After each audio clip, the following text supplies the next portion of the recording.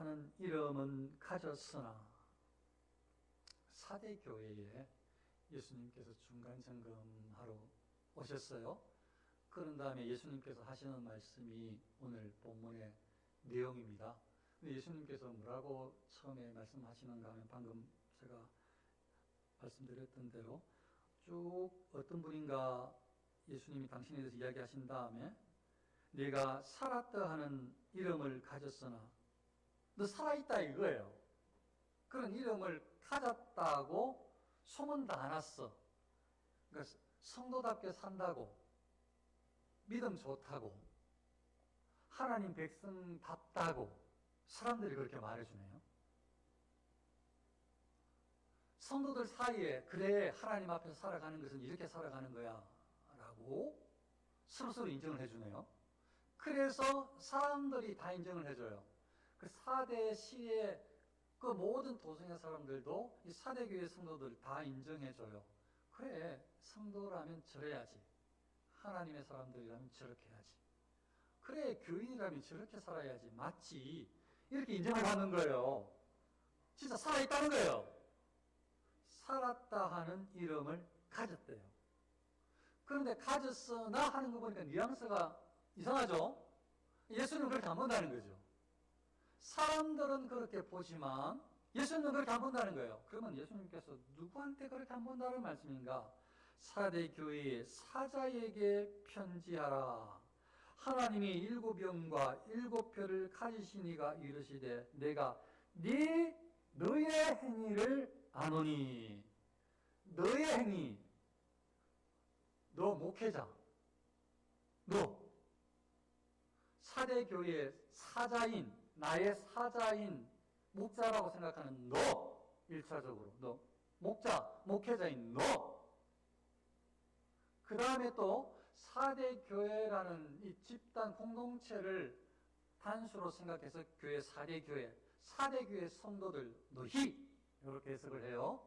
그럼 두 가지 관점으로 이제 보시면 돼요. 지금 예수님께서 뭐라고 말씀하시는가? 중간 점검하러 오셔가지고 이 사역자한테, 목회자한테 예수님께서 네가 지금 네 행위를 내가 다 보고 있다.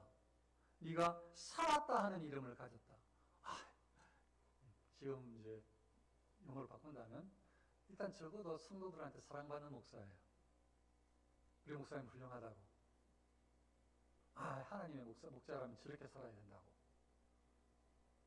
일단 그렇게 보여요. 그리고 본인 스스로도 그렇게 생각해요. 하나님의 사람이라면, 목자라면 이렇게 살아야 된다 라고 생각을 해요. 그게 말씀으로 생각하는 게 아니라 자기가 스스로 그렇게 생각한다고. 본인이 그렇게 생각해요. 그래서 이렇게 본인도 그렇게 생각하고 성도들도 그렇게 생각하고 심지어는 이 주변 동네 사람들, 그 도시의 사람들, 온 시민들이 다 4대 교회의 목사님과 성도님들은 제대로다! 이 시대에 저런 교회가 필요해! 이렇게 인정하는 거예요. 잘한다고. 어떻게 하면 이렇게 잘할 수가 있죠? 뭐가 안 나야 되죠? 부딪히지 않고 양보해주고 섬겨주고 내 거 베풀어주고. 이 사람들이 그렇게 다 했어요. 그러니까 다투는 걸 싫어하고 부딪히는 걸 싫어하고 가급적이면 사람들에 다 맞춰주는 거예요. 지금으로 말하자면. 그래서 전부 다 품어주고 하자는 대로 다 따라주고 그리고 다 돈으로도 베풀고 이렇게 하니까 지배층들한테도 사랑받는, 세상에 그 당시에 전부 다른 교회는 핍박받는데, 다른 도시의 교회들은 전부 핍박받는데 이 교회만 핍박을 안 받는 거예요. 그러니까 한편으로 생각하면 정말 부러운 교회예요. 어떻게 온 세상의 교회가 전부 핍박당하고 어렵다고, 못 살겠다고, 신앙생활하기 너무 어렵다고 그러는데 이 사람들은 다 행복해. 스스로 행복해하고 막 예배도 기쁘고 스스로 기쁘다고 생각하고 사람들로 계속 늘어나고 막 행복해. 그리고 막 동네 사람들한테 사랑받고 성도들과의 서로 인정해주고 우리 목사님 최고이고 막 그냥 행복해. 전부 다 이 사람들이 서로 생각할 때에 살았다 이 사람이 진짜 살아있는 사람이다. 영적으로 깨어있는 사람이다. 이 사람이 진짜 이 시대의 목회자다. 이렇게 다 인정하고 성도들은 진짜 이 시대에 필요한 성도들은 저런 사람들이야 하면서 다 존중을 받고 있네요. 근데 예수님은 그러 나만 이야기하시니까 대체 이게 어떻게 된 거냐 이거죠. 어떻게 이렇게 세상 사람들한테 사랑받으면서 인정받으면서 살아갈 수 있느냐. 근데 예수님은 이렇게 경고를 하고 계시느냐. 그 상황을 추적해보면 1차적으로 이렇습니다. 그 당시에 이 사대라는 지역은 AD 17년에 사대뿐만 아니라 소아시아 지역에 대지진이, 큰 지진이 있었어요. 그래서 완전히 시가 전부 폐허가 되다시피 큰 난리가 났나 봐요. AD 17년에. 그러니까 지금 이 요한계시록이 쓰여진 것에 그때 생각하면 벌써 한 수십 년 전이에요. 지금은 AD 97년이니까. 이해되셨죠? 한참 전에 이 지역에, 사대 지역에 큰 지진이 난 거예요. 주변하고 같이. 그래서 큰 지진이 났을 때에 로마 황제가 티베리우스라는 황제였는데, 성경에 나오는 디베료라는 황제였는데, 그 황제가 어떻게 이 지역을 잘 관리를 했는가 하면, 그 지역의 이 시민들에게, 그 사람 백성들에게 이 5년 동안 세금을 면제해 줬어. 5년 동안 세금 내지도 않아. 그리고 그 재건할 수 있도록 많은 도움을 좀 줬어. 12개 도시에 5년 동안 세금을 면제해 줬고, 티베리우스 황제가. 그리고 이 또 도움을 많이 줬어요. 그 중에, 그 12개 도시 중에 특히 피해가 심했는지는 모르겠지만, 마음이 왜 여기에 갔는지 모르겠지만, 티베리우스 황제가, 디베료 황제가 여기 4대 도시에 특별한 애정을 가지고 이 도시에 1000만 세레티우스, 이게 세레티우스가 로마 화폐 단위예요. 1000만 세레티우스를 지원해 줬어요. 1000만 세레티우스를 지금으로 환산하면 약 3천억에서 5천억 정도 된대요. 그러니까 이 도시 재건을 위해서, 사대라는 도시의 재건을 위해서 5천억, 지금으로 말하자면 3천억에서 5천억 정도를 지원해 줬대요. 그런데 그 당시에, 그 시대에 가장 최고의 나라라고 뽑자면 로마 아니에요? 로마가 그 당시에 1년 수입이 10억 세레티우스예요. 10억. 그런데 지금 방금 말씀드렸던 1000만이라 그랬잖아요. 그러니까 10억이에 1000만이면 이 100분의 1이잖아요. 그러니까 1%를 이 4대 지역의 재건에 다 써버린 거예요. 지금 뭐 5천억 그러니까, 지금 또 우리나라가 워낙 돈의 개념이 또 달라져가지고 5천억도 커 보이지 않아가지고 수십억 이렇게 막 벌고 하니까 조금 제가 전달하는 게 좀 당황스럽긴 한데, 뭐 불과 한 10년 전만 해도 5천억 그러면 상상할 수 없는 큰 돈이었는데 벌써 시대가 또 바뀌어가지고. 아무튼 그럼 어떻게 생각하면 좋은가 하면, 지금 만일 우리나라 예산이 1년 예산이 만일 600조에서 700조라면 600조에서 700조의 1%는 6조에서 7조 정도 되겠죠. 그러니까 그 당시에 로마가 벌어들이는 그 수입의 1%를 우리나라 말하자면 6조, 7조 들여가지고 4대 이 도시를 재건해 준 거예요. 특별하게 이 도시만. 로마 황제가. 그러니까 4대 이 지역의 모든 사람들은 로마에 대해서 아주 좋은 감정을 가지고 있는 거예요. 이 전 세계에서 우리 도시만 재건해 준 거예요. 1%를 지원해 줘가지고. 얼마나 많은 지원을 해줬는지, 그게 고위 관료를 보내가지고 그 재건하는 걸 앞장서서 정확하게 다 재건하도록 해서 4대 주민들은 로마에 그냥 막 충성심에 막 가득한 거예요. 로마가 안 싫어요. 왜냐하면 다 집 지어주고 공공시설 다 세워주고 전부 먹고 살 수 있도록 막 시장 다 세워주고 전부 다 해줬거든. 새로 6조 7조 들여가지고 도시를 새로 만들어줘 버렸어. 그러니까 적어도 그 도시의 사람들은 로마 황제를 좋아하는 거죠. 그 좋아하는 마음이, 공경하는 마음이 계속 남아있는 거예요. 로마가 싫지 않아요. 사대 지역의 사람들은. 사대 지역의 성도들도 그래요. 사대 지역에 그 당시에 이 신화국에 유대인들이 모여있는 공동체, 그 회당이 그 당시에 발굴된 게 그때의 로마가 통치하는 전 세계에서 가장 큰 회당이 이 사대에 있었대요. 회당이 막 보통 큰 게 아니에요. 그러니까 건물이 어마어마한 거예요. 막 엄청 화려하게. 그러니까 왜 어떻게 이게 가능한가 하면 그 당시에 이 유대인들이, 디아스포라 유대인들이 그 지역의 유지였다는 거죠. 그러니까 아주 유대 공동체가 그 사대, 적어도 사대 지역만큼은, 다른 지역도 마찬가지이긴 했지만 특히 사대 지역, 이 도시의 지역만큼은 최고의 지배계층을 차지한 거예요. 유대인들이 다. 그래서 유대인들이 그 도시, 이 사대 도시의 그 전체 지배층의 그 역할들을, 지배자로 많은 역할들을 감당하고, 그리고 로마하고도 사이가 좋고, 로마 황제는 그 수십 년 전에 이렇게 도시를 재건해줬고, 거기에 이렇게 유대인들이 회당도 너무 화려하고, 그래서 여기에 사대의 교회의 성도들은 아무하고도 부딪히지 않아요. 로마 황제한테도 너무 고마운, 어쨌든 간에 집 지주고 먹고 살게 해주니까 너무 고마운 로마 황제, 거기에 대한 충성심이 당연히 기독교인들도 남아있는 거죠.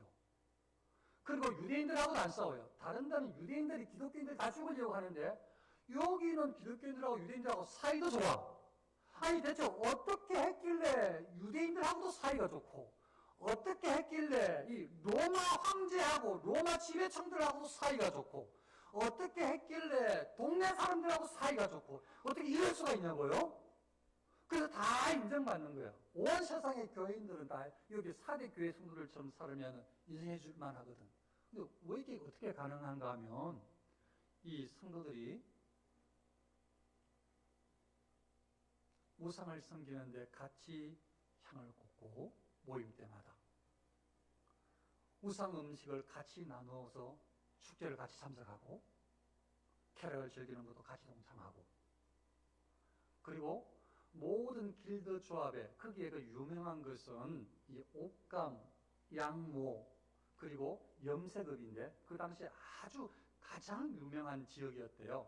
그게 그러니까 뭐 옷을 만들고 판매하는 것이 아주 그게 가장 세계적으로 유명한 지역이었대요. 그래서 거기에 옷감으로 옷을 만들고 또 이 염색을 하고 이런 것들이, 거기에 그 먹고 살려면, 돈을 아주 잘 벌 수 있으려면 거기 도시는 다 그 일을 해야 돼. 뭐 평택이면 삼성 직원이 돼야 됩니까? 아무튼 여기에서는 전부 거기에 제일 잘 먹고 살려면 전부 여기 조합에 가입을 해야 돼. 그 조합에 가입을 해야 되는데, 그게 가입을 하려면은 방금 말씀드렸던 것처럼 저들하고 부딪히는 일이 없어야 되는데, 그러려면은 조합에 가입을 하고 염색업을 하든지 이렇게 이 방직업을 하든지 옷감을 가지고 이렇게 먹고 살려면 이게 아주 돈 버는 장사인데, 여기에 성도들도 다 해. 돈을 잘 벌어. 그리고 그들이 하는 행위도 다 따라 해줘요. 그래서 성도들이 부딪힐 일이 없어. 동네 사람들, 직장 사람들하고 그거 다 해달라는 대로 다 따라 해주니까 부딪힐 일이 없지. 유대인들한테 오직 예수 그리스도라고 막 그냥 너희들이 틀렸다라고도 말도 안 하니까 그 유대인들하고 부딪힐 일이 없지. 유대인들도 여기에 사대 교회 성도들은 좋아해. 로마도 부딪힐 일이 없어요. 로마. 이 사람들이, 이 교인들이 로마 황제를 존경해. 집 지주고 살고 먹고 살게 해줬으니까. 부모 때부터 다. 그러니까 여기에 사대 교회 성도들은 사람들한테 다 사랑을 받아가지고 거기에 뭐 로마부터 시작해가지고 유대인들부터 시작해서 이방인들까지도 전부 다 인정을 해줘요. 그래, 교회는 이래야 돼. 대한민국 교회는 이래야지. 이 시대의 교회는 이런 교회가 필요한 거야. 왜 다른 종교를 무시해? 왜 다른 종교의 예식을 부정해? 왜 자기들만 온전히 구원이라고 착각을 해? 하니까 이 사람들은 전부 다 인정을 해주니까 그러니까 전부 화합이 되는 거예요. 그런데다가 이 기독교인들이 교회 다니는 사람들이 이 또 다른 사람들한테 잘 베푸네? 이놈도 잘 베풀어. 그러니까 주변에서 박수를 치고 칭찬을 하는 거예요. 그러니까 자칭, 목회자건 성도들이건 자칭, 타칭, 이 교회는 살아있다. 봐봐라, 이 예배가 얼마나 화려하고 얼마나 흥미진진하고 얼마나 감동적이냐, 예배가. 예, 얼마나 많은 사람들이 몰려오고 있냐, 이 교회에. 이렇게 소문난 거예요. 그러니까 아무 부딪힐 일이 없죠. 다른 말로 말하면 여기는 이단도 없어. 이 교회는 핍박도 없어. 우습게 이야기하면 사단이 이 교회는 핍박할 필요도 없고 욕할 필요도 없어. 그래서 이단도 없고 핍박할 사람도 없어. 믿음을 이겨내서가 아니라 믿음으로 말씀으로 이 하나님의 진리를 쟁취해가지고 적들이 물러난 것이 아니고 적들이나 세속에 양보를 해가지고 저들이 원하는 대로 다 양보해줘서 저들과 화합을 이뤘기 때문에 적이 없어. 그래서 사람들이 생각할 때 지금으로 말하자면 이 사람들은 교인들은 주일 동회 모임이 하는 거예요. 동회. 산악회 어디 교회 동회 모임을. 근데 여기 너무 좋은 거지. 편안하고 싸울 일도 없고 다들 좋아하고 인정해주고 베풀고 행복해하고. 거기에 예수님께서 중간 점검하러 오셨어요. 거기에 뭐라고 말씀하십니까? 내가 네 행위를 아노니 네가 살았다 하는 이름은 가졌으나 죽은 자로다. 목회자 너 죽었어. 이렇게 말씀하십니다. 너 죽었다는 거예요. 너 지금 착각하고 있다는 거예요. 목회자 너. 막 살아있다고 막 행복해하고 막 복받았다고 하는데 너 죽었다는 거예요. 예수님께서 왜 그렇게 말씀하시느냐. 죽은 자로다. 너는 일깨워 그 남은 바 죽게 된 것을 굳건하게 하라. 너는 지도자, 너는 일깨워. 깨어라. 깨어나라. 정신 차려라. 또 일깨워. 성도들 지금 전부 목회자가 그걸 하니 성도들도 전부 그거 좋아하고 하니까 목회자하고 성도하고 얼마나 똘똘 하나가 되고 사람들한테 인정받고 하니까 이게 전부 그냥 영적으로 잠을 자고 있으니까 깨어라. 일깨워. 남은 바 죽게 된 것을 굳건하게 하라. 아니 지금 이게 성도들을 그대로 놔두면 큰일이다 하는 거예요. 다시 일깨워서 굳건하게 믿음에 바로 서라. 그게 너의 역할이다. 이렇게 말씀하시는 거예요. 주님이 중간점검하러 오셔가지고 목회자한테 그 다음에 교인들한테도 그렇게 말씀하시는 거예요. 사대교회한테.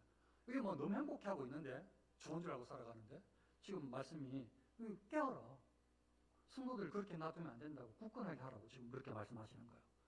예수님께서 뭘로 판단을 이렇게 하시는가 하면 내 하나님 앞에 네 행위에 온전한 것을 찾지 못하였노라. 내 하나님 앞에 아버지 앞에서 네 행위, 목자라고 하는 지도자라고 하는 목회자라고 하는 너의 행위가 하나님 말씀으로 비추어 봤을 때 온전한 게 하나도 없다는 게 지금 말씀을 비춰봤을 때에 하나님이 보시는 관점으로 봤을 때에 너의 모습에 온전한 것이 하나도 없다는 거예요. 성도들도 말씀으로 진리를 비추어서 봤을 때에 하나님께서 하나님 앞에 온전한 것이 하나도 없다는 거예요. 찾지 못하겠다는 거예요. 이래 찾아도 저래 찾아도 하나님 앞에 이 예수님께서 하시는 말씀이 하나님 앞에 합당한 것이 온전한 것이 너희한테는 찾을 수가 없다는 거예요. 중간 점검하러 오셔가지고 그 전까지만 해도 이 세상에서 제일 좋은 교회였는데 제일 아름답고 사랑스럽고 하나 되는 교회였는데 세상에서 인정받는 교회였는데 예수님께서 떡하니 오셔가지고 중간 점검을 하시는 말씀은 너희 가운데 하나님 앞에 온전한 것이 없다는 거예요. 하나님 앞에서. 그러므로 그래서 네가 어떻게 받았으며 어떻게 들었는지 생각하고 지켜 회개하라. 네가 지금 어떻게 받았으며, 그러니까 처음에 신앙은 바르게 출발한 거예요. 근데 그걸 포기한 거지, 목회자가. 성도들도 처음에 예수님을 어떻게 믿어야 하고, 예수님이 구주시고, 세상에는 구원이 없고, 이런 것들을 처음에는 다 성도들도, 목자도 바로 알았을 거예요. 그래서 네가 어떻게 받았으며, 진리를, 복음에 대해서 들었던 거, 처음에 들었던 거, 받았던 거, 그거 생각해봐라는 거예요. 어떻게 복음이 증거되어졌고, 어떻게 받았고, 어떻게 네가 성장했는지 처음 걸 생각하라는 거예요. 성도들한테, 교회한테, 사대교회한테. 어떻게 들었는지, 어떻게 해야지 그리스도인다운지, 어떻게 살아가야 되는지, 하나님 영광을 위해서 살아가야 되는 것도 알았을 것이고, 배웠을 것이고, 믿음으로 살아야 된다는 것도 알았을 것이고, 율법 진리를 순종하며 살아야 된다는 것도 알았을 것이고, 세상에는 구주가 예수 그리스도밖에 없다는 것도 알았을 것이고, 모든 어떤 그냥 막연하게 예수님을 부인하는 데에는 구원이 없다라는 것은, 그러니까 유대인들에게는 구원이 없다, 예수님을 믿지 않는 순간에는 그걸 다 알았을 텐데, 처음에는 알았는데 그렇게 해가지고는 사대에 살아갈 수가 없으니, 너무 고마운 로마도 고맙고 하니까 전부 마음을 열고 다 그 사람들이 동화돼 버려서, 세상에 하나님의 사람들이 온전해가지고 세상 사람들이 하나님 사람한테 동화된 게 아니라 예수 믿는 사람들이 세상 사람들한테 동화가 돼버린 거예요. 로마한테, 유대인한테, 이 지역의 상업권을 쥐고 있는 다른 사람들한테 다 그 사람들을 맞춰줘가지고 하나가 된 거예요. 문제가 다 없어진 거지. 그러니까 핍박도 없어요. 교회를 왜 핍박해? 핍박할 뭐가 핍박을 할 거리 있겠어요? 이단이 이단이 왜? 이단이 들어보니까 전부 영적인 거예요. 사단이 이단을 보낼 필요가 없죠. 왜 이 뒤에 무슨 게 있어요? 조금 드릴 거예요. 회개하라. 만일 일깨워 즉 회개하지 아니하면 내가 도둑같이 이르르니 어느 때에 네가 이르는지 네가 알지 못하리라. 속히 가서 심판하겠다는 무슨 말씀이죠? 그 다음이에요. 그러나 사대에 그 옷을 더럽히지 아니한 자 몇 명이 내게 있어 흰 옷을 입고 나와 함께 타니리니. 몇 명일까요? 몇 명이라고 예수님께서 말씀하셨는데, 한 명? 두 명? 세 명? 10명? 막 사람들이 몰려들어 와 있는 교회, 세상과 하나 되어 있는 교회. 근데 예수님은 거기에 몇 명만 있다는 거예요. 예수님께서 보실 때 이 교회에, 그 사대 교회에 몇 명만 세상과 타협하지 않는 신실한 사람이 있다고 예수님께서 말씀하시는 거예요. 그들은 흰 옷을 입고 나와 함께 누린다 말씀하시는 거예요. 그러니까 완전히 다르죠. 세상이 보는 관점, 성도들끼리 스스로 생각하는 관점하고 오직 예수님께서 말씀에 입각해서 하나님께서 보시는 관점하고 너무 달라요. 너무 달라. 그러니까 예수님께서 여기 와서 중간 점검하셔가지고 회개하라고 하시는 거예요. 회개하라.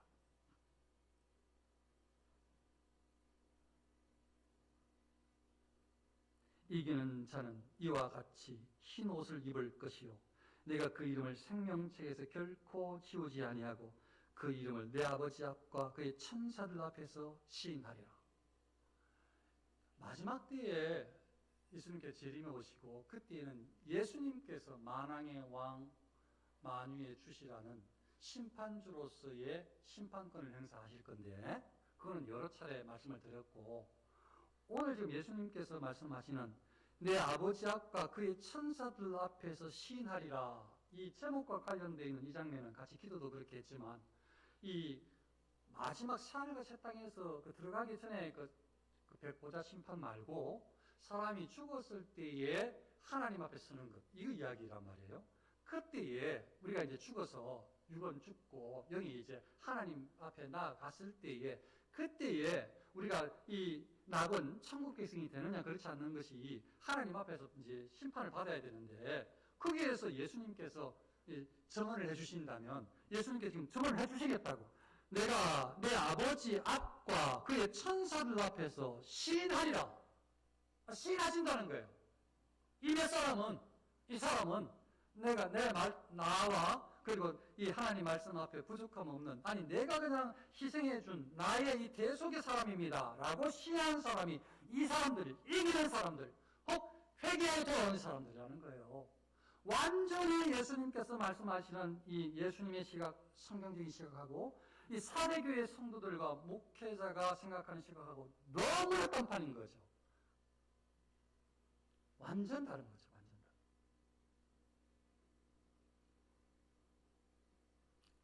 예수님께서 인정하시는 믿음의 사람이 진짜 성도입니다.